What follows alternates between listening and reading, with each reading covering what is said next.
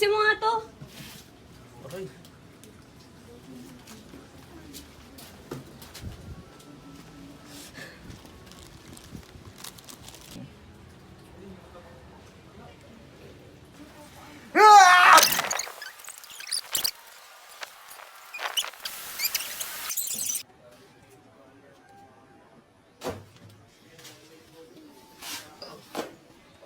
Ano ginagawa mo dyan? Tumawag ka nga dyan.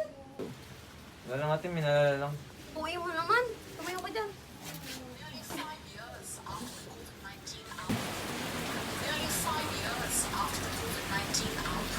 China may now have at least 3 virus on the prowl. According to reports, China has invaded China for the past 2 days. Wait. China. Hello everyone, let me explain something. Do you have any idea about coronavirus?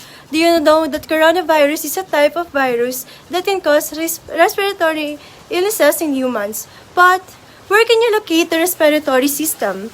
It can be found right here at your lungs. There are some symptoms of coronavirus to know if you are infected, like coughing. Another one is loss of breath.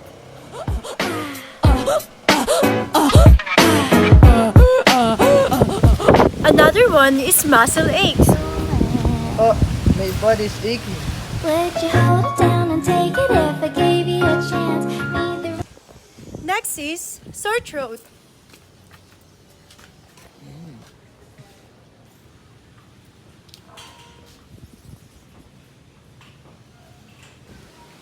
And the last is loss of smell.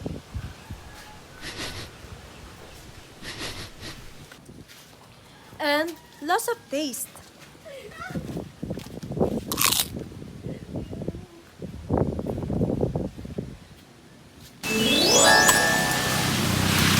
There are 5 major ways to prevent COVID-19 from spreading.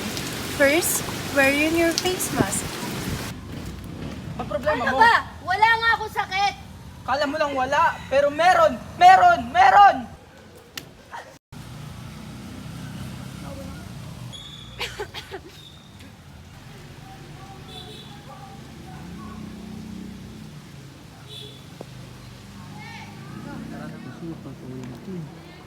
Sa pagsusuot natin ng face mask, ito ay nakakatulong sa atin upang mahirapan ng virus na makapasok sa ating respiratory system.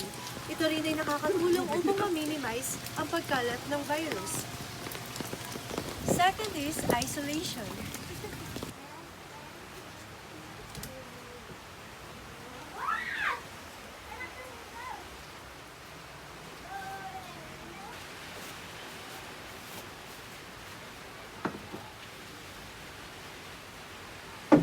Ganito na yung pagkain mo.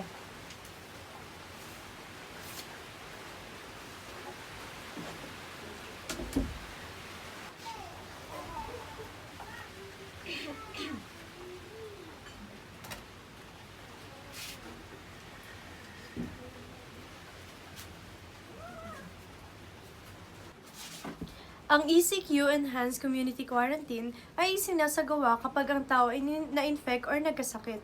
Ito ay kinakailangang ihiwalay upang hindi mahawa ang ibang tao ng virus.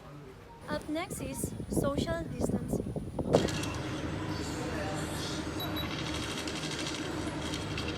Pre, may sakit ka? Wala. Sige.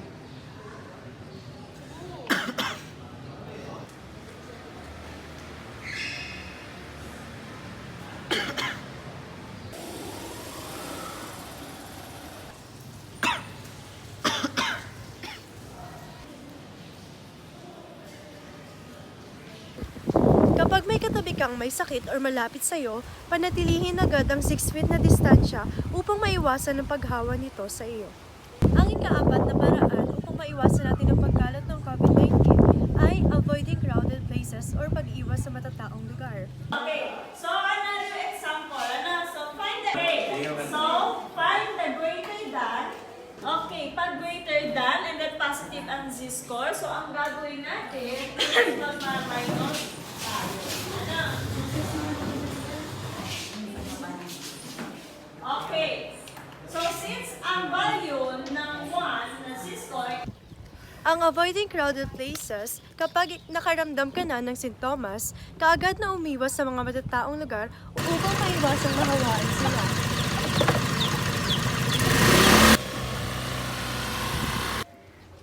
Ang last way upang ma-prevent natin ang pagkalat ng COVID-19 is through vaccination.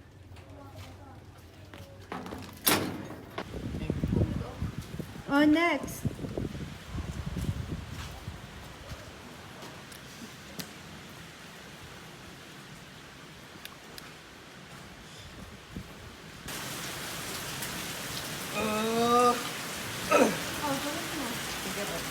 Next! Ang vaccination ay nakakatulong sa atin upang maging immune tayo sa COVID-19. Kapag na-immune tayong lahat, ito rin ay nakakatulong upang maiwasan ang pagkalat sa iba pa. Ito ang 5 paraan upang maiwasan natin ang pagkalat ng COVID-19. So there are 3 ways kung paano na ipapasa ang COVID-19.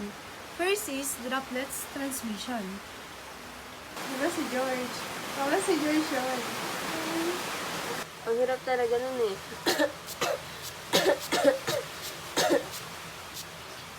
Ay, sorry, babe.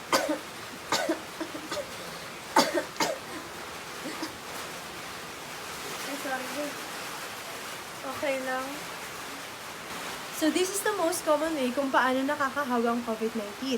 Ang example nito ay simpleng pag-ubo at pagsinga. Ito ay umaabot 6 feet palayo. Second is airborne transmission.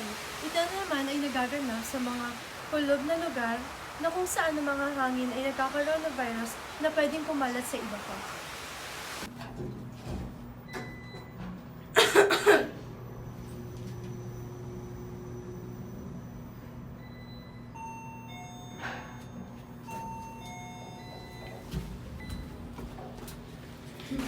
At ang last ay surface transmission, na kung saan ang mga virus ay maaaring mamuhay pa ng mas matagal sa mga kagamitan kagaya nito. Na kung saan ikaw ay pwedeng mahawa sa pamamagitan ng paghawak sa iyong ilong, bibig at mata or sa iyong buong mukha. Meron na nga pala sa pag-hiniram ko sa'yo.